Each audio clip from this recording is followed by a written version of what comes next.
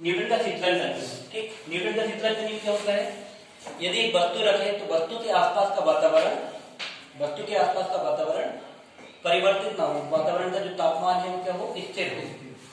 तापांतर जो है, ताप में परिवर्तन जो है वो यदि स्थिर है तो वस्तु का शीतलन की दर वस्तु व वस्तु के आसपास का जो वातावरण है उसके तापांतर की क्या होती है, अनुक्रमानुपाती होती है। जैसे एक बंद कमरे में क्या रखा है, एप्पल रखा है, सेब रखा है, जितनी धूप मिल रही है उसको डेली उतनी ही मिल रही है, जितनी ठंड उसको मिल रही है उतनी ही ठंड मिल रही है।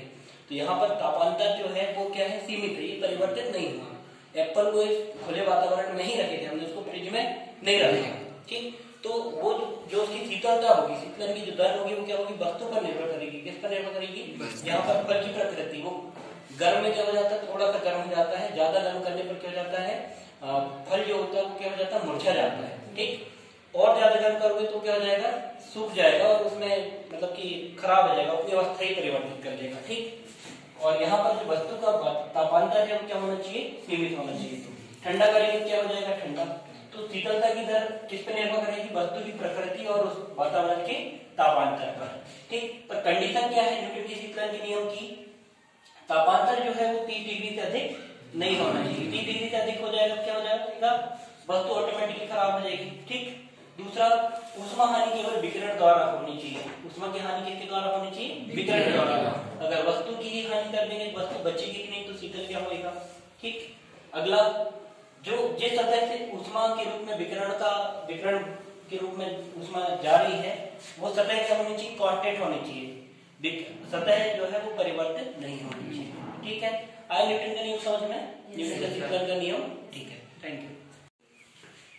न्यूटन के शीतलन का नियम से हमको क्या बताना है, शीतलन दर व वातावरण के तापमान में संबंध निकालना है। ठीक, सबसे पहले बात करते हैं न्यूटन के शीतलन का नियम। ठीक, न्यूटन का शीतलन का नियम क्या है, यदि वस्तु एवं वस्तु के आसपास के वातावरण का तापांतर दोनों नियत हो मतलब स्थिर हो, परिवर्तनशील ना हो, तो वस्तु की शीतलन की दर समानुपाती होती है वस्तु एवं वातावरण के तापांतर के अनुक्रमानुपाती होती है। ठीक है, इसको हमको करना है, प्रूव करना है। अब देखते हैं वस्तु में प्रारंभिक तापमान वस्तु का कितना है, T1। ठीक, T सेकंड पश्चात तापमान कितना हो जाएगा, T2। पहले कितना था, T1, T सेकंड समय के पश्चात कितना हो जाएगा, T2। तो शीतलन की दर जो तापांतर हुआ है समय के सापेक्ष वो कितना हुआ है, T2 माइनस T1 अपॉन क्या हो जाएगा, T3। ठीक, अब एक बार क्या था, तापमान T1 था, दूसरी बार क्या था, तापमान T2 था। अगर इनका माध्य निकालें, मतलब औसत निकालें, एवरेज निकालें, तो टेम्परेचर एवरेज या एवरेज टेम्परेचर इक्वल क्या हो जाएगा, T1 प्लस T2 अपॉन 2। औसत क्या होता है, आंकड़ों का योग बटे आंकड़ों की संख्या है। अगर ये नंबर 1 है, ये नंबर 2 है, ये नंबर 3 है, तीनों को जोड़ देंगे कितना होगा, 1 और 2 3, 3 और 3 6 है, 6 बटे 3 कितना आया, 2। तो 2 क्या हो जाएगा हमारा औसत। मतलब हम कहें यदि क्या है 1 2 3 यदि अंतर समान है, तीनों के बीच का जो सर्वांतर है वो क्या है, समान है, तो बीच वाला क्या होता है हमेशा औसत। मतलब T1 प्लस T2 अपॉन क्या कर देंगे 2। अगर तीसरा और टेम्परेचर होता तो क्या करते, T1 plus T2 plus T3 upon 3। 4 होते तो क्या होता है, T1 plus T2 plus T3 plus T4 upon 4। जितनी संख्या उतने से नीचे भाग देना। अभी कितने हैं, 2। क्लियर। आगे देखो, वातावरण का ताप यदि T है, वातावरण का ताप कितना है, T है, तो पहले ताप कितना आया, ताप का जो एवरेज आया, औसत आया कितना आया, T1 प्लस T2 अपॉन 2। तो वर्तमान में तापांतर जो ताप के बीच का अंतर है वो कितना होगा, टेम्परेचर डिफरेंस होगा T1 plus T2 upon 2 minus T3, क्योंकि वातावरण का तापमान कितना है, कैपिटल T है।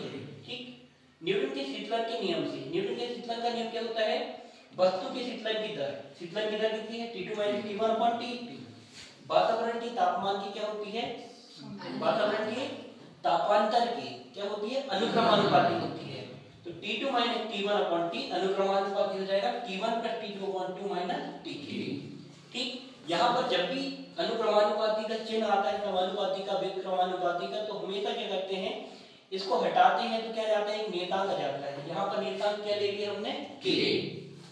तो T2 minus T1 upon T बराबर क्या हो जाएगा, K into T1 plus T2 upon 2 minus T। यहाँ K क्या है, नियतांक। आया समझ में? न्यूटन का शीतलन का नियम समझ में आ गया और हमने क्या सीख लिया है इस क्वेश्चन पे? शीतलन दर और वातावरण के तापमान में संबंध की निशानी। आया समझ में? Thank you. किसी कृष्णिका, कृष्णिका क्या होता है? कृष्णपिंड होता है या फिर क्या होता है? ब्लैक होल होता है या फिर क्या कहलाता है? श्यामपिंड कहलाता है। ठीक है, हम बात कर रहे हैं कि कृष्णपिंड या श्यामपिंड क्या होता है? वह पिंड जो कि अपने ऊपर आपतित संपूर्ण विकिरण को क्या कर ले? स्टोर कर ले और क्या ना करे? परिवर्तित ना करे। ऐसा विकिरण क्या कहलाता है? ऐसा पिंड क्या कहलाता है? कृष्णपिंड कहलाता है। ठीक, तो किसी कृष्णपिंड के प्रति इकांक क्षेत्रफल, क्षेत्रफल कितना हो? 1 हो और उस क्षेत्रफल से उत्सर्जित, उस क्षेत्रफल से निकलने वाला संपूर्ण विकिरण की ऊर्जा, निकलने वाली संपूर्ण विकिरण की ऊर्जा की दर उसके परम शून्य ताप की क्या होती है? चतुर्भुज के समानुपाती होती है। ऊर्जा, ऊर्जा मतलब क्या होती है? एनर्जी, एनर्जी समानुपाती होती है इसके टेम्परेचर की घात 4 की। ठीक, अगर यहाँ से हम समानुपाती के चिन्ह को हटाते हैं तो क्या लग जाता है? नेतांक लग जाता है। E बराबर क्या हो जाएगा? Sigma T/4। यहाँ सिग्मा क्या है? नेतांक। समझ में आया? Thank you.